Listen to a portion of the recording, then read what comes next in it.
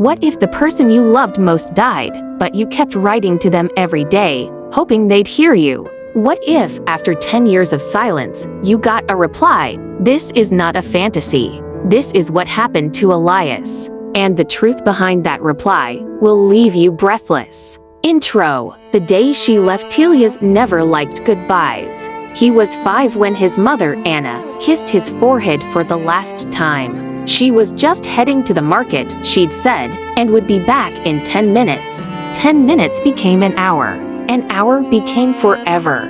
A speeding truck, a wet road, and a phone call changed everything. The funeral was closed casket. Elias didn't cry, not because he wasn't broken, but because he didn't know how to cry for something that big. That night, he took his crayon, scribbled on a torn notebook page, and walked outside to the hill behind his village, the place his mother used to call Heaven's Edge. He slipped the note into an old, rusted mailbox nailed to a dying oak tree. It simply read, "Please come back. I'm scared." Chapter 1. The mailbox on the hill.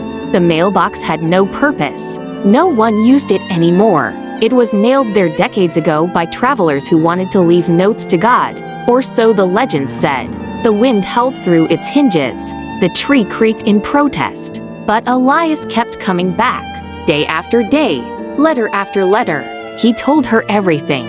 About his breakfast. About how he missed her lullabies. About how Dad stopped talking and started drinking. About school. About the bullies who pushed him in the mud. About the teacher who reminded him of her. He grew. The letters became longer. The words more complex. The handwriting more refined. But one thing stayed the same. He never got a reply. Until the day he did.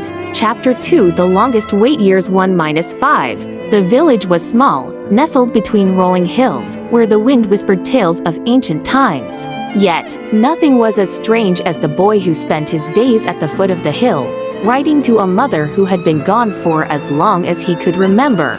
In the beginning, people were curious about Elias' strange habit. At first, it was just the townsfolk shaking their heads and whispering about the poor boy who couldn't let go. He should move on, they said. He's just holding onto a memory. You can't talk to the dead. But Elias didn't hear them. He was too busy writing. He'd take his crumpled paper, draw a simple line with his crayon, and pour his heart into it. "Mom, I miss you.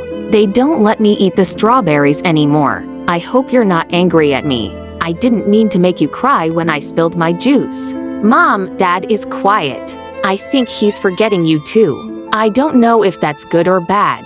I wish you were here. I got a gold star today in school. You would have been so proud." He always dropped them in the mailbox with the same sense of urgency as if her response was coming in the next minute. But the mailbox was always empty when he returned. The tree seemed to absorb the words, and the wind seemed to carry them into nothingness. As the seasons changed, so did Elias. He grew taller. His handwriting became more refined. His heart heavier. Yet, despite the growing emptiness inside him, he never stopped. Chapter 3. The dissolution of family, years 5-7. By the time Elias turned 10, the pain of loss had molded him into someone the village hardly recognized. He wasn't the same child who once played in the garden or laughed with the other children.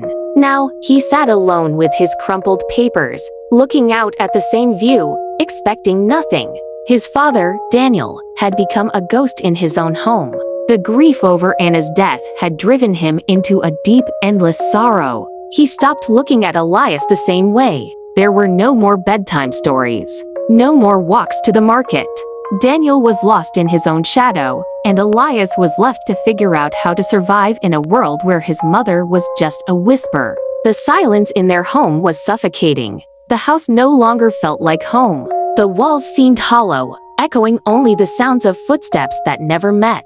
Elias started to doubt if anyone cared at all, but every evening, he would climb that hill, no matter how dark the clouds were or how bitter the cold became.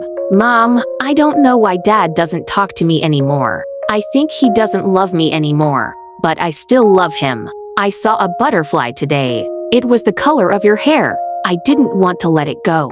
It made me feel like you were still with me." Chapter 4. The teacher who understood, year 7. It wasn't until Elias was 12 that someone else finally noticed his letters. Mrs. Harmon, the elderly teacher with glasses perched on her nose and a heart that never stopped giving, had been watching him for years.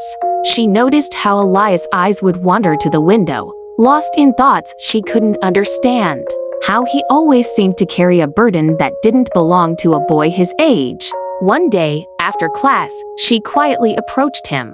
The room was empty except for the old clock ticking, marking the passage of time. "Elias," she said softly, "I see you writing every day. Do you think she can read them?" Elias turned, his face a mix of surprise and confusion. He hadn't realized anyone had noticed. For a long time, he had been writing as if it was something secret, something just between him and his mother. But in that moment, he realized he had been so alone. "I think she can," he said quietly. I think she's still out there somewhere." Mrs. Harmon smiled, a sad but understanding smile. "Keep writing. Don't stop. Write for her. And maybe one day, you'll feel her in the words." For the first time, Elias allowed himself to believe again. Chapter 5: The Fight with Dad Urate. The situation at home continued to decline.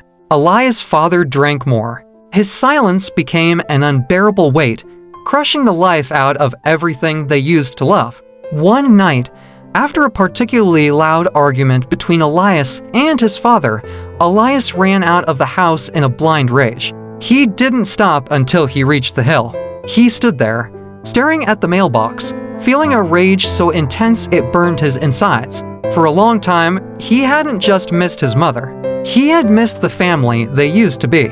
He missed the idea of happiness. In a fit of fury, he grabbed a stick and carved into the wood of the mailbox. "I hate this. I hate it all.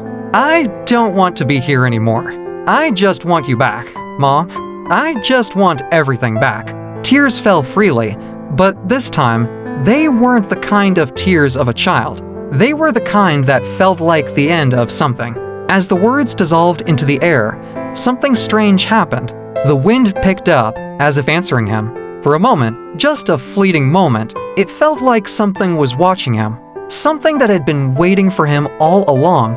Chapter 6: The Return of Hope. Year 10. On the 10th anniversary of Anna's death, Elias stood at the top of the hill. His father had not come. No one had come. There was nothing but the silence of the world. But this time, Elias had a feeling that something had changed. He didn't know how, but he believed, for the first time in years, that he wasn't alone. He walked to the mailbox, slowly, cautiously, his hands shaking. He opened the rusty door. Inside, there was a letter. The envelope was pale, sealed with wax. The faint smell of roses seemed to come from it. The handwriting was elegant, delicate, and familiar. "To my dear Elias." Elias felt his knees go weak. He read the letter in a trance, his heart pounding with every word. The pain, the loneliness, the questions that had haunted him for years, they all melted away with the simple truth in those words. But the real question remained: who wrote it? As Elias folded the letter and tucked it into his jacket, he realized something. The pain, the grief, the endless silence, they were all just part of the journey. A journey that began when he started writing to a mother he lost, and ended with him discovering the strength he never knew he had. I don't know who sent this letter. Maybe it was Mom, or maybe it was someone else who needed me to hear those words. But what I do know is this: writing to someone you love, even if they're not here, brings healing. It keeps the love alive. The hill, the mailbox, the wind, they weren't just symbols of loss anymore. They were the heart of his story, the thread that connected him to a love that couldn't be erased. If you've ever lost someone, or if you've ever wondered if they can hear you, don't stop. Keep writing, keep loving, keep them alive. And with that, Elias finally smiled. The pain was still there, but now, it was a part of him that shaped him into someone stronger, someone who could face life head-on, and never stop believing in the power of love and memories. If you've ever wanted to send a letter to someone you've lost, or if you're just starting your own journey of healing, write your message in the comments below. I want to hear from you. And hey, don't forget to hit that subscribe button. Because sometimes the stories we share together, the journeys we take together, are the ones that make the world feel a little less lonely. Join the family, subscribe now, and let's keep writing together.